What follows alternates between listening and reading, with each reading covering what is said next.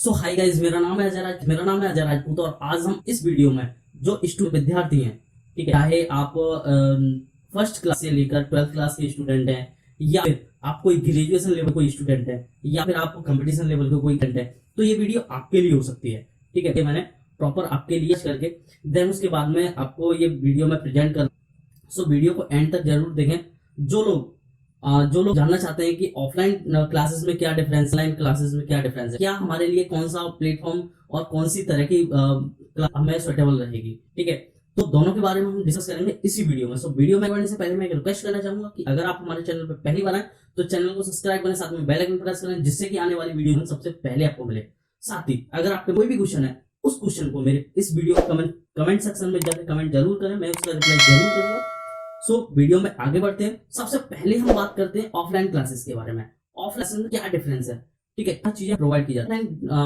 Offline classes की हम बात करें तो ऑफलाइन क्लासेस एक पर्टिकुलर जगह है, ठीक है, तो आपके घर से कितना दूर है वो डिपेंड कर रहा है कि उसको जाने में और आने में कितना लग रहा है आपको, ठीक है। अगर आप आने जाने का टाइम देखें या फिर आपके पास क्या है, आप आने जाने के लिए आ सकते हैं, ठीक है, आप बाइक से जा सकते हैं, साइकिल से जा सकते हैं, ठीक है, तो ये हो गया।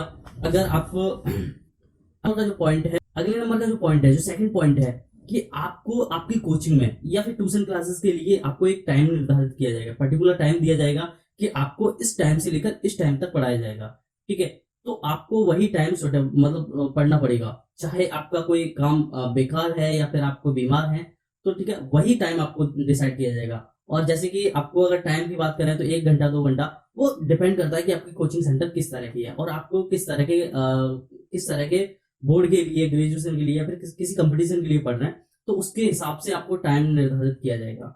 देन उसके बाद में अगर हम अगले पॉइंट की बात करें तो ये पॉइंट जो है वो खास होता है।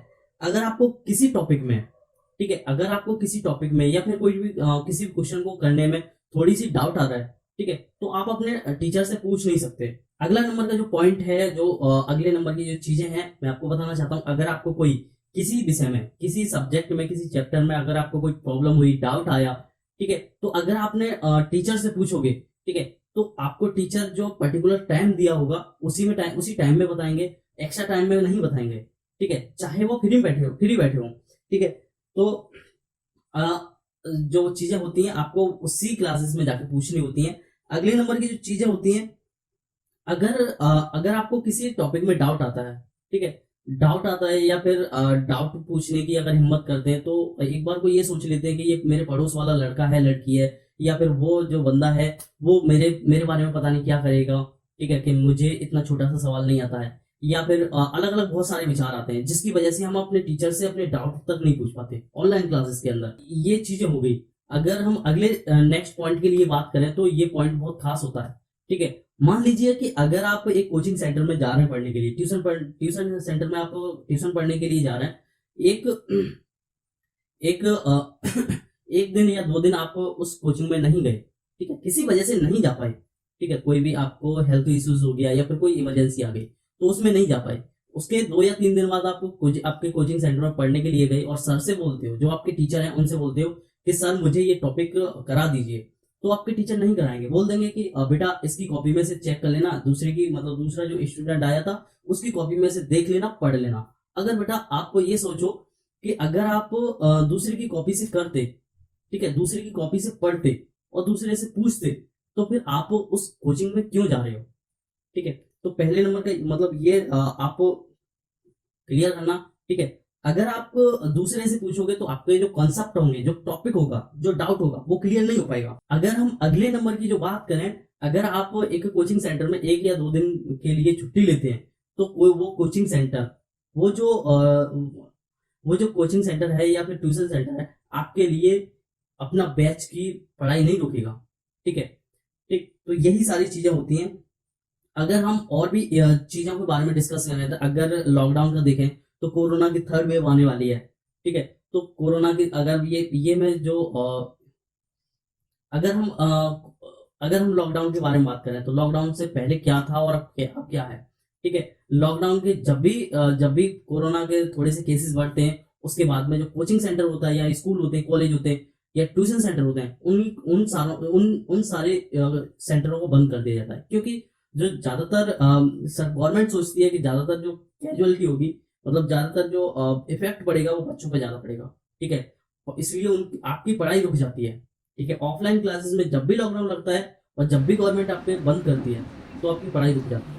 अब बात कर लेते हैं कि हम ऑनलाइन क्लासेस में क्या-क्या बेनिफिट हैं, ठीक है? तो ऑनलाइन क्लासेस में आपको बहुत सारे बेनिफिट हैं, ठीक है? तो ऑनलाइन क्लासेस में आप कभी भी जॉइन होने से पहले ऑनलाइन क्लास चेक कर सकते हैं। सो मैं एक-एक करके आपको बता देता हूँ सारे फीचर्स, ठीक है? ऑनलाइन क्लासेस के।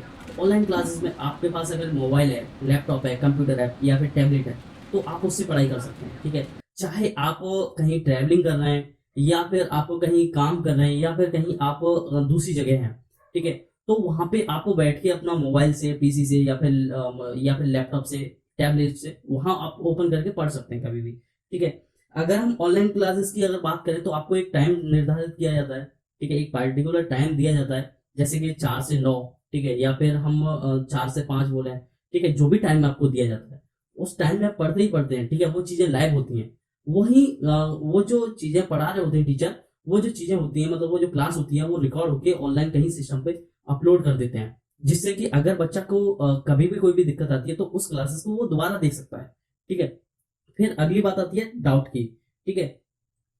अगर हम डाउट के बारे में बात करें तो अगर आपको कोई भी आपकी क्लासेस में आपके इस चैप्टर में या फिर टॉपिक में या फिर आपके सब्जेक्ट में कोई भी डाउट आता है, तो आप अपने टीचर से जल्दी से जल्दी पूछ सकते हैं। उसका फ़ोटो खींचिए, उसके पास सेंड कीजिए देन उसके बाद में वहाँ से आपको रिप्लाई मिल जाएगा, ठीक है?